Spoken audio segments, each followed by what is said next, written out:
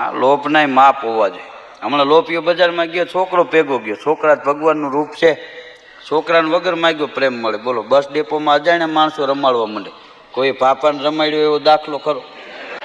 અહીં ભાઈ આવો, મારો બાપ લ્યો ગુલ્ફી લઈ દો. વગર માગે પ્રેમ મળે એ છોકરા. ઘણા કે છોકરા તોફાન કરે. છોકરા તોફાન ન કરે, ડોહા તોફાન કરે. તોફાન કરવાની સિઝન છે. તોફાન ન કરે અને છોકરું ન કહેવાય. આનંદ જીવનમાં સમજે નહીં ને ત્યાં સુધી જ આવે. એ પછી એને ખબર ને બાપા એ વ્યાજે લઈને હાઈતમ કરીશ. પપુડા વગાડતા હોય મજા આવે ને, સમજણ આવી જાય ને પછી મજા વહી જાય. છોકરું બોલે ને એમાં ઈશ્વરનો નાદ હોય. છોકરા ભગવાનનું રૂપ કહેવાય. છોકરામાં બે પ્રકાર, માનતા કરે ને થતા નથી, ને વગર માનતા એ થાય એ સાચવી શકતા નથી. આપણને પૂછે અમારા બાબલાને જોયું, હવે તાર બાબલાને તે નથી જોયું, અમે ક્યાં જોયું હોય? વાળું કરીને બે ભાઈ બજારમાં નીકળે, આગળ નાનો ને પાછળ મોટો. ચોકમાં કોક આરે માથાકૂટ થઈ છે, નાના ત્રણ ઝાપટ મારીને બે પાટા માર્યા ને પડી ગયો.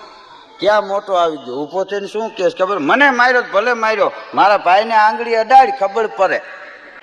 મારા ભાઈને આંગળી અડાડો ખબર પડે, ત્રણ એને નાખી. પછી બે ભાઈઓ હાલ્યા જતા. રસ્તામાં મોટો કે તે તો માર ખાતો, મને શું કામ ખવડાવ્યો? એ કે તું ઘેરે કે નહીં ને. આવા ભાઈ ન હોય થારું.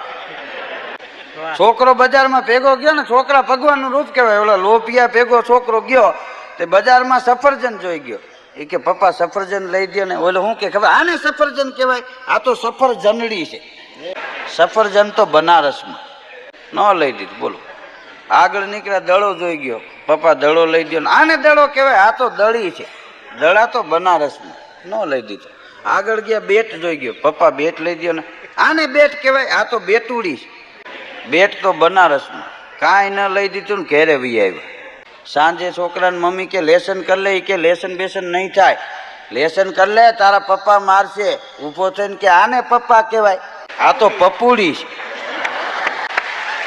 પપ્પા તો બનારસમાં. મહેનત જીવનમાં જરૂરી છે. ઘણા કામ કરે ને આટા મારે, જ્યોતિષીને હાથ બતાવે. બોલો હું નડે? આટા મારી નડે તને. હા, એક ભાઈએ જઈને જ્યોતિષીને કીધું તો આખી જન્મ કુંડળી બનાવી દે. કે 51 રૂપિયા થાય, કોઈ વાંધો નહીં, બનાવી દે. આખી જન્મ કુંડળી બનાવીને કાગળ આપ્યો પણ હાલતો થયો. તો જ્યોતિષી કહે ભાઈ રૂપિયા દેતા જાઓ.